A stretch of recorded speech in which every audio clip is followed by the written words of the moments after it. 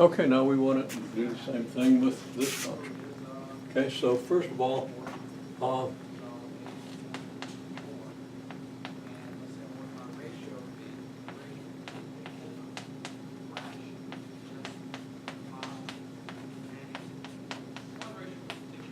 the first thing I would do here is notice that I have the factor 3 and y, the factor 3y, which is treated as a constant. So let's just bring that out in front. Okay? So that's 3y times partial with respect to x of x squared e to the x minus y. And now we can apply the product rule here.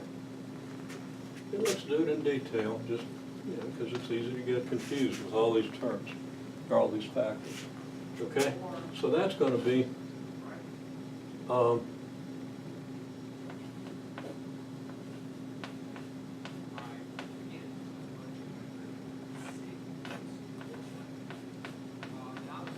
first of all, derivative of the first times the second, and then derivative of the x squared times the partial with respect to x of e to the x minus y.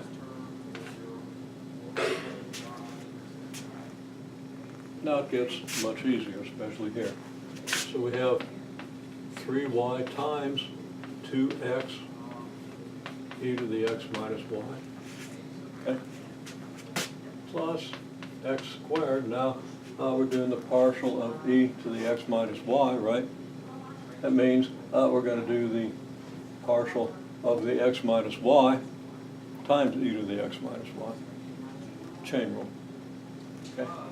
And that's going to then be times the partial with respect to x of x minus y multiplied by, I'll put that in its own set of parentheses, which means I didn't really need, I'll leave that. Okay? Got one too many sets of parentheses here, but that's okay. And then that's times e to the x minus y. Okay? So that's 3y times 2x e to the x minus y. And actually, I've got an e to the x minus y common here. So I'm just going to factor that out because it's not going to be affected anymore. And then we have x squared times this partial, but this partial is just 1, right?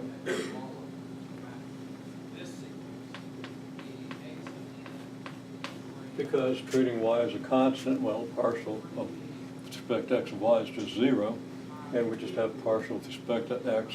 That's the partial with respect to y. Anyhow, you know what I mean. Partial with respect to x of x, that's 1.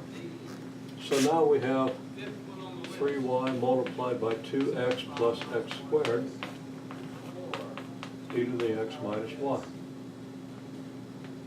Now, I advocate this as the most certain way to get through the problem.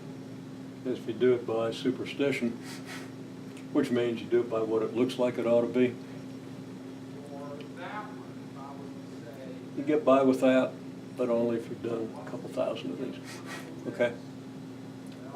Now you could, it's perfectly okay to try to do it that way and then to write it out in detail and see if it reconciles. Because then you know whether you're stretching yourself too far by doing it the way it looks. Okay? And when you have several rules that are applied on one problem, you really want to break it down carefully. So,